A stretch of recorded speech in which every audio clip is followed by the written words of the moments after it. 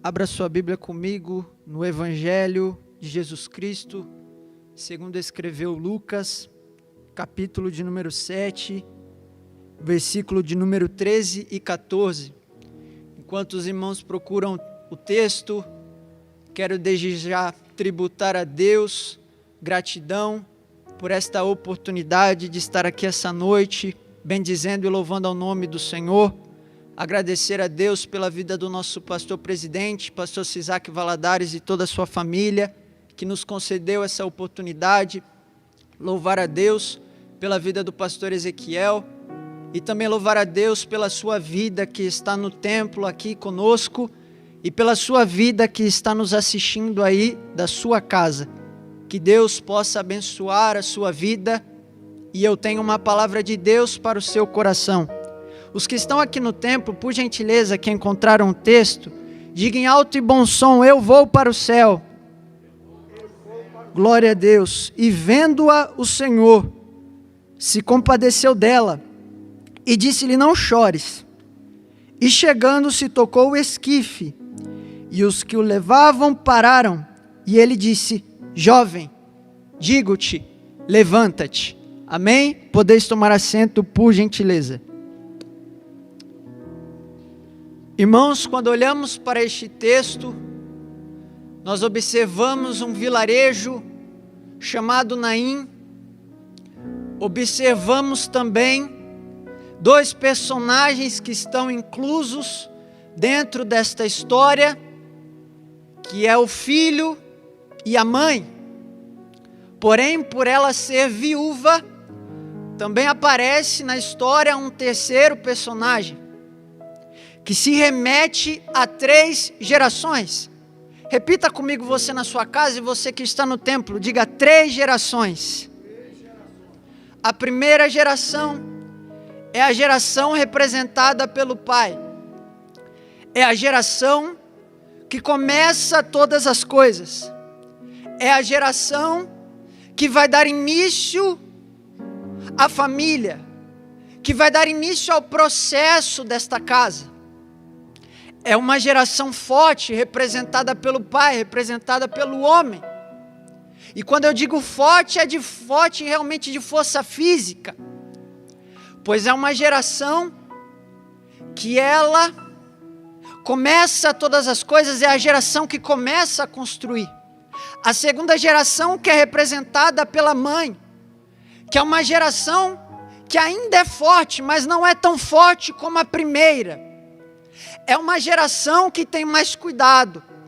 É uma geração que é mais talvez detalhista. Ela também cuida dos seus filhos, mas ela não é tão forte como a primeira geração. E tem a terceira geração, que é representada pelo filho, que infelizmente é uma geração que está morrendo. É uma geração enfraquecida. É uma geração que está doente, que adoeceu e está morrendo. Vamos analisar a primeira geração, representada pelos irmãos que começaram a história dessa cidade, a história deste país, a história dessa igreja. Era uma geração que também não tinha muita perspectiva. Muitos irmãos dessa geração fizeram até trabalhos braçais muito árduos, como trabalhar na roça. Era somente esses trabalhos, ou trabalhar na roça, ou trabalhar em uma indústria. E ainda digo mais, trabalhar registrado era um luxo para aquela época. Era uma geração que era totalmente limitada, onde só se levantava, trabalhava, e quem era cristão vinha à igreja. Mas esta geração já cumpriu o seu papel, esta geração está em seu dia de descanso, e por isso que ela está inserida na história, mas ela não tem tanta ênfase, porque chega a segunda geração, que é uma geração que também cuida da sua família, que é uma geração que também preza pela sua casa, pela sua família, mas é uma geração que tem um alcance maior. É uma geração que teve algumas oportunidades. É uma geração que teve alguns privilégios que a primeira não teve. E esta geração agora, representada pela mãe, que quer cuidar, que quer fazer o melhor para um filho, ela tenta fazer de tudo para a terceira geração que vem, que é uma geração com maiores oportunidades ainda.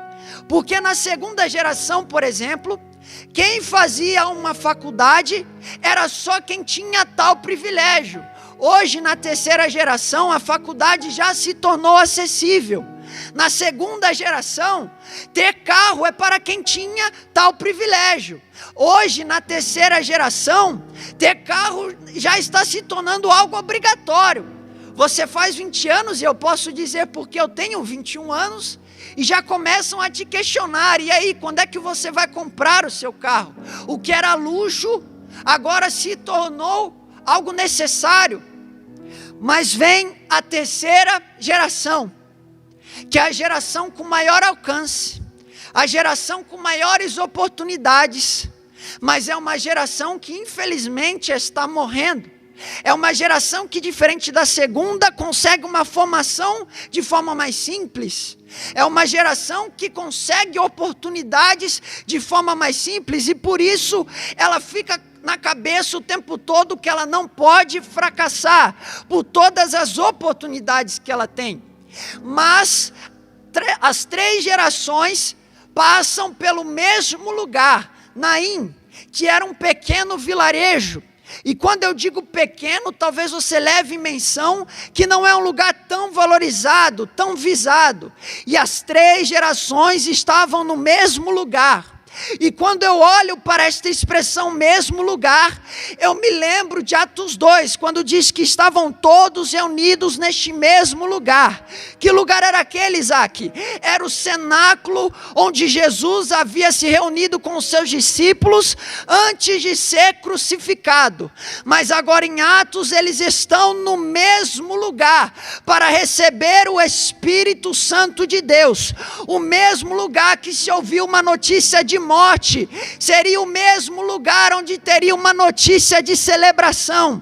Eu quero que você coloque a mão no seu peito e diga: o mesmo lugar onde eu tive notícias de morte, notícias de destruição, é onde Jesus está chegando com a vida para a minha casa, para a minha família. E se você crê, adore ao nome de Jesus. Quando você olha para Naim, era uma cidade pequena, onde só tinha uma porta de entrada e uma porta de saída. O mesmo lugar onde você entrava, você tinha que sair. Não tinha muitas opções. Era uma cidade totalmente murada. Era uma cidade totalmente cercada. E você só conseguiria sair da mesma forma que você chegou lá.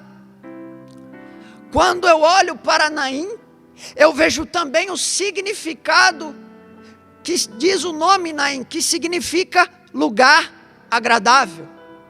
É pequeno, mas é agradável. É limitado, mas é agradável. Não é talvez o que todas as pessoas desejariam, mas é um lugar agradável. E quando eu olho para Naim, eu comparo com a minha vida. Porque talvez não seja a melhor de todas, mas é agradável. Eu tenho uma família, eu tenho um trabalho, eu posso pagar as minhas contas, eu tenho comida na minha mesa, nada me falta. É limitado, mas é agradável. Talvez não seja a melhor coisa do mundo, mas é agradável. E quando eu olho, também é um lugar pequeno, apertado, totalmente limitado. A mesma padaria que eu fui hoje é a mesma padaria que eu vou amanhã. É as mesmas pessoas, a mesma rotina, tudo gira em torno da mesma coisa todo dia, mas é agradável. Eu tenho uma casa para me abrigar, eu tenho um colchão para me deitar, eu tenho um trabalho que me sustenta. E as três gerações passaram por isso. Ambas estavam talvez com não a vida que desejariam, talvez não no melhor lugar que se poderia estar, mas é um lugar agradável. Não faltava comida, não faltava a presença de Deus. Mas por mais que seja um lugar agradável, por mais que seja um lugar que me dê aquilo que eu preciso, muitas vezes isso não me impede de adoecer naquele lugar e morrer. Porque eu vejo no cenário uma mãe, e quem conhece sabe que uma viúva, para se sustentar, ela precisava da ajuda de terceiros, e até mesmo pegava os restos das colheitas que caíam no chão para sustentar a sua casa. Então era uma mãe que ela fazia de tudo para permanecer, para fazer com que o seu filho permanecesse vivo. Eu imagino aquela viúva saindo para pegar os restos da colheita e dizendo: eu vou levar para minha casa, porque o meu filho ele vai crescer, e o meu filho ele vai ter uma vida diferente. E eu imagino aquela mulher saindo, aquela mulher talvez pedindo ajuda, recebendo ajuda, fazendo de tudo para dar o melhor para o seu filho. O sustento, a geração passada foi embora, e agora quem precisa sustentar é ela. Esta geração que muitas vezes faz horas extras no serviço porque quer dar a melhor educação para o seu filho. Porque olha e diz: eu não tive tantas regalias na minha infância, eu não saía para passear tantas vezes, eu não tinha tantos brinquedos, e eu quero dar o melhor para o meu filho, eu quero dar a melhor educação, porque o meu filho ele vai crescer, ele vai ser alguém, o meu filho ele vai ser diferente. Mas o que esta geração não consegue perceber é que o mesmo filho que ela está tentando manter vivo, indo lá fora, tentando trazer o melhor para dentro, este mesmo filho está morrendo dentro da casa. E esta geração não consegue perceber. E aquela mãe fazia o melhor para o seu filho, meu filho ele vai crescer. Quando ela trazia o sustento, talvez um dia aquele garoto possa ter adoecido, aquela mãe não percebeu, até que o dia que ele veio morrer. E todos pensam: mas como isso pode acontecer com tantas oportunidades? De fato tem, mas é uma geração que, por mais que tenha muitas oportunidades, ela é doente. Quando eu falo de doença, é doença interior, porque quando você fica doente, é os seus órgãos, é aquilo que está dentro do seu corpo que é danificado. É uma geração ansiosa, que tem medo do futuro. Eu estava conversando com um grupo de adolescentes, eles disseram: Isaac, eu não sei o que eu vou fazer. Por quê? Porque a minha família não tem tantas condições de me pagar a mensalidade de uma faculdade, e eu também não me acho tão inteligente para passar em uma universidade pública. É uma geração que sai para procurar serviço, e o que se ouve é: eu não vou te contratar porque você não tem experiência.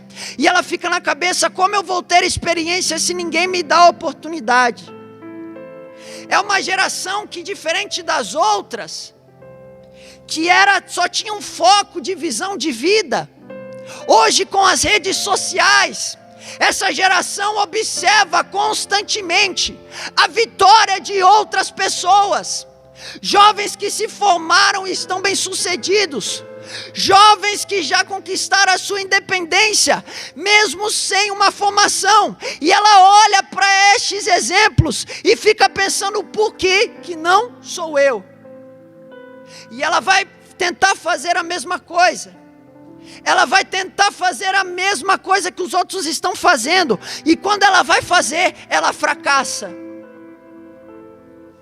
Uma amiga minha que estudava comigo um tempo atrás, eu a encontrei no shopping já faz muito tempo, acho que foi até ano passado. Ela se formou em engenharia civil. Ela queria ser uma engenheira, construir casas, montar a sua empresa. E ela estava trabalhando no McDonald's. E ela olhou para mim e disse: não era este futuro que eu pensava para mim. E ela disse: todas as manhãs eu venho aqui desmotivada, porque eu não planejei isso, eu fiz tudo o que os professores falaram, eu estudei, eu fui, eu me formei, e por que não deu certo? Eu tenho outro amigo, ele é de outra cidade, ele é de Americana, comprou vários cursos de como fazer, de montar negócios para se ganhar dinheiro, e foi e fez. Mas ele olha para mim e diz: por mais que eu tente fazer, eu não consigo sair do lugar. É uma geração que está querendo gritar, mas não tem força para gritar. É uma geração que ela não quer falar para a mãe e para o pai que não está tudo bem. E quando eu digo geração, não são só jovens, são irmãos e irmãs também. Porque saiu uma pesquisa no jornal esses dias, que 75% dos brasileiros estão insatisfeitos com a vida aos 30 anos de idade. O suicídio está aumentando 3,2% a cada ano que se passa. Por quê? Porque não é uma geração que está impedida de alcançar, mas é uma geração que está com sede de vitória. É uma geração que se pôs nela uma expectativa muito grande, como aquele garoto que agora teria que ser o homem da casa, e quando ela percebe que ela não consegue suprir essas expectativas, ela começa a adoecer até que ela morre, e morre na mão da depressão, e morre na mão da ansiedade. Uns entram no vício da bebida, outros infelizmente entram em entorpecentes, outros estão na igreja, te cumprimenta, te abraça, faz tudo, mas não quer dizer que está passando por uma dificuldade. Mas eu vim declarar aqui essa noite, que da mesma forma que naquela história, Jesus desceu para resgatar aquela família em Naim, Jesus desceu essa noite para resgatar a sua casa, a sua vida. Se você crê, levante a mão e adore ao nome do Senhor. Naim era um lugar tão esquecido, que não se fala em Naim em nenhuma parte da Bíblia. Nenhuma, você pode procurar. Só se fala nessa história. Historicamente procuraram. Davi, um dos maiores reis que Israel já teve, o maior rei que Israel já teve, não fez um projeto em Naim. Os profetas do passado operaram até em povos inimigos, mas não estiveram em Naim. Elias operou na terra de Jezabel, mas ele não passou por Naim. Os reis da terra queriam outras cidades, não queriam estar em Naim. Você não se identifica? Talvez ninguém importante olha para mim, eu não tenho conexão com ninguém importante para me ajudar. Talvez eu peça uma visita para algum irmão, mas por que ele vai me atender? Eu nem sou tão importante. Os líderes não querem estar de fato, mas naquele dia, os reis não passaram em Naim, mas o rei dos reis passou. Os profetas não passaram em Naim, mas o Senhor dos profetas passaram. As pessoas não estavam olhando para Naim, mas o homem mais importante da história parou tudo o que estava fazendo, olhou para os seus discípulos e disse: vamos sair de Cafarnaum e vamos descer até Naim, porque ele não mede esforços para alcançar a sua vida.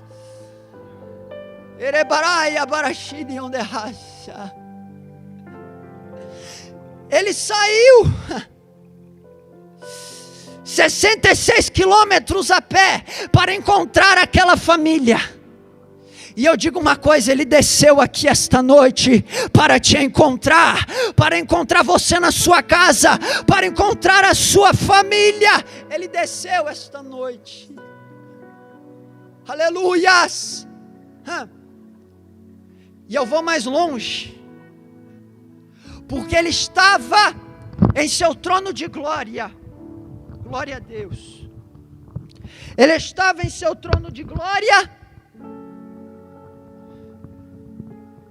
E ele disse ao Pai: Pai, eu abri mão de tudo,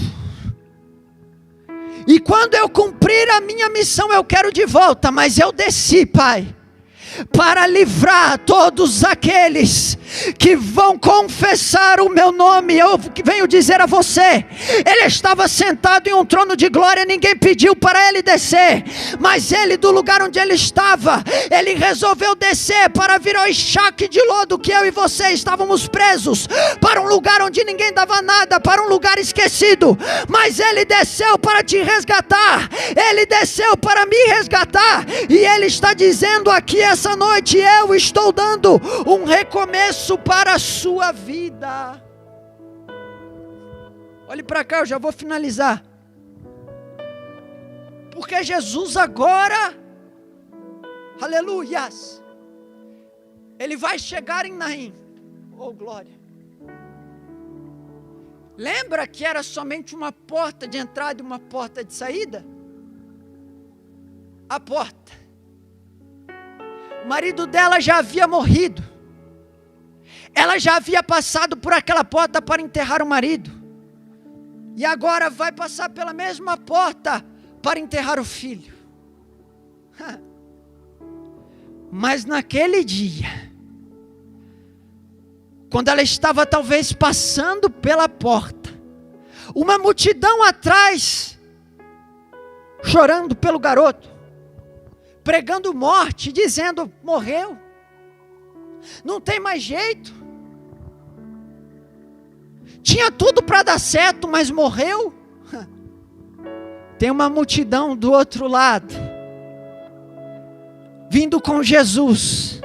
E enquanto a multidão que está em Naim está clamando morte, a multidão que está com Jesus está vindo e está gritando pela vida. Ei, eu venho dizer a você aqui essa noite, enquanto os jornais pregam morte, enquanto os jornais dizem que essa geração não vai dar certo, enquanto muitos pastores têm a audácia de dizer que não vai ter mais pregador, que não vai ter mais missionário, eu venho dizer a você, a igreja da AD Rio Claro vai levantar as mãos e dizer, lá fora tem morte, mas aqui tem vida. Lá fora tem morte, mas nós temos a vida. Lá fora tem morte, mas a vida está do nosso lado, a vida está aí.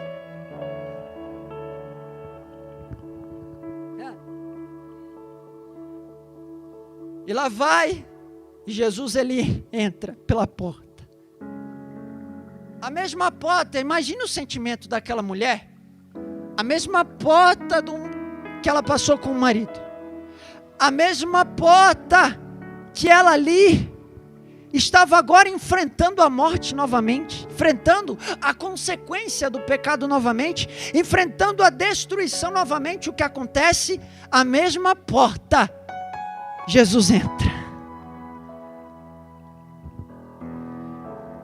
E eu vou dizer uma coisa a vocês, se eu fosse você, eu não perderia isso, eu anotaria. Porque quando eu estava lendo esse texto, Jesus ele me levou aonde Paulo escreveu, aonde abundou o pecado, transbordou a graça. Eu venho profetizar na tua vida, aleluia, a mesma boca que passou noites clamando, é a mesma boca que vai dar testemunhos de vitória. E a mesma vida que talvez foi uma vida que disseram que seria de destruição, vai ser a mesma vida que vai ter um cântico de júbilo. E as mesmas pessoas que estavam lá fora, aprisionadas pelo pecado, vão ser as mesmas pessoas que vão adentrar aqui, levantar as mãos e dizer, Jesus me salvou, Jesus me salvou, Jesus me salvou, Jesus me salvou. Fique de pé por gentileza, eu vou finalizar.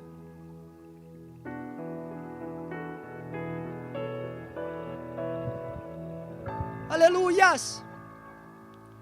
Porque agora Jesus ele vai tocar no esquife, que era a maca onde estava aquele rapaz deitado, morto, com as mãos amarradas, inoperante, com a boca tampada, mudo, não pode falar, com os ouvidos tampados, enrolados por uma faixa, não ouve ninguém. Jesus ele fala, e a Bíblia diz que aquele garoto, ele abre os olhos, Mas ele não sai caminhando, ele senta. Ele senta e a Bíblia diz que ele começa a falar. E por que ele começa a falar? Cristo colocou ao meu coração, porque só se levanta aqueles que se entregam a uma intimidade comigo. Aquele garoto poderia, Jesus disse, levanta e anda. Ele ia levantar e sair andando. Mas não. Ele conversa com Jesus. Por quê?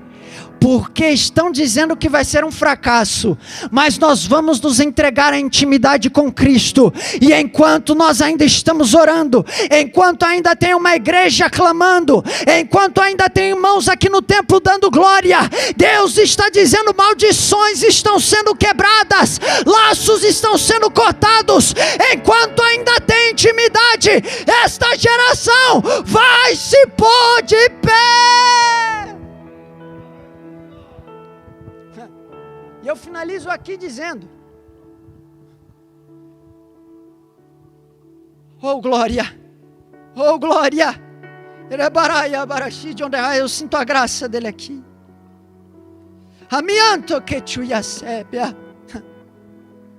A Bíblia diz que estava Ezequiel no rio Quebar com os cativos. Estavam cativos, presos na Babilônia, não tinha mais chance. Não tinha mais esperança. Estavam presos. A Bíblia é detalhista, ela não deixa este texto à toa. Diz que estava com os cativos para mostrar que era um ambiente de tristeza. De repente Deus faz Ezequiel olhar para o céu. Quando ele olha, o céu está aberto.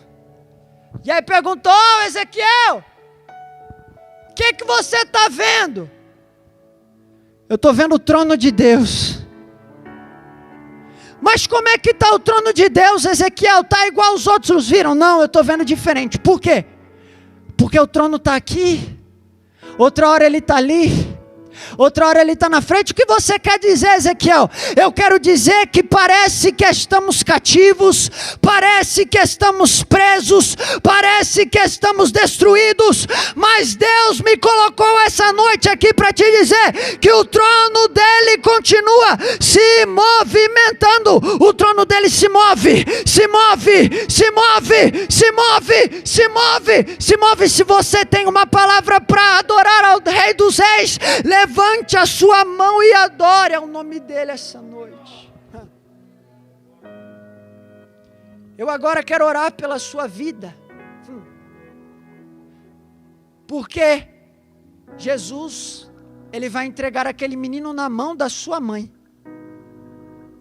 Pastor Ezequiel, isso é interessante. Porque era como se Jesus estivesse dizendo, ficou preocupada? Perdeu noites de sono? Duvidou? Presbítero irmão Marquinhos, aquela mãe ficou desesperada. Jesus estava dizendo, sofreu? Está aqui, está vivo. Jornal passou que não tinha jeito, está aqui, está vivo. Falaram que não ia ter jeito, está aqui, está vivo, está de pé. Ei, Deus está falando aqui essa noite, fique tranquilo, porque eu já preparei a provisão para a tua casa, para a tua família. Ele está dizendo, está aqui, pega, está vivo, está vivo, está vivo, está vivo, está vivo, está vivo, está vivo. Oh glória, há uma graça que eu não sei como está na tua casa, mas eu venho convidar você a abraçar o seu pai, o seu filho, quem estiver perto de você, abrace e diga, ei, eu não vou perder você para o pecado, eu não vou perder você para Satanás. Jesus está me dizendo que ainda tem vida, e quando a trombeta tocar, ninguém vai ser deixado para trás, mas nós vamos subir, subir, subir, subir ao encontro dele. Aleluia. Eu quero convidar você que está afastado dos caminhos do Senhor, ou você que deseja aceitar a Jesus como seu único e suficiente Salvador, ou você que estava crente, vindo na igreja, culto de ensino, escola dominical, Mas havia um aperto muito grande no seu coração, tristeza. Havia algo apertando o seu peito. E até mesmo a sua intimidade com Cristo não era mais a mesma coisa. Eu quero convidar você, curva a tua cabeça agora, porque eu vou orar. E Deus está falando ao meu coração, que enquanto tem glória sendo dados nas salas, na cozinha de casa de irmãos, maldições estão sendo quebradas, laços de morte estão sendo cortados, enquanto os irmãos estão aqui na igreja glorificando, Deus está dizendo, há um recomeço que está chegando. Coloque a mão no seu coração. Senhor Jesus, estamos na tua presença. Senhor, a tua palavra foi pregada, eu procurei ser fiel à tua palavra, a palavra que o Senhor colocou em meu coração. Pai, eu venho pedir agora, Senhor, alcança esses lares, alcança essas vidas, alcance essas pessoas que estão, talvez, Senhor, precisando de uma palavra, precisando de um renovo, de uma restauração. Alcance as vidas, Senhor, que querem te aceitar hoje como seu Salvador. Enche elas agora da tua presença. Aos que estão no templo, Pai, enche eles agora do renovo da tua graça, enche eles agora do renovo da tua bênção. Enquanto eu estou orando, toca os corações agora, Pai. Agora, Pai. Agora, Pai. Agora, Pai. Enche essas vidas pelo poder do nome de Jesus. Receba Cristo como seu Salvador. Receba Ele na tua casa. Receba a salvação esta noite. Aleluia. Oh, glória. Aleluia.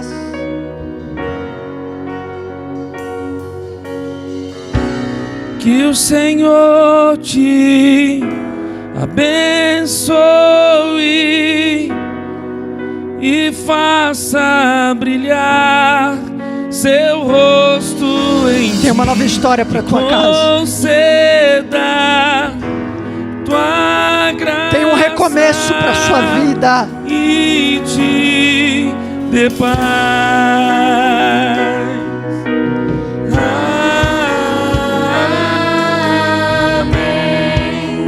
Receba esta palavra em nome de Jesus.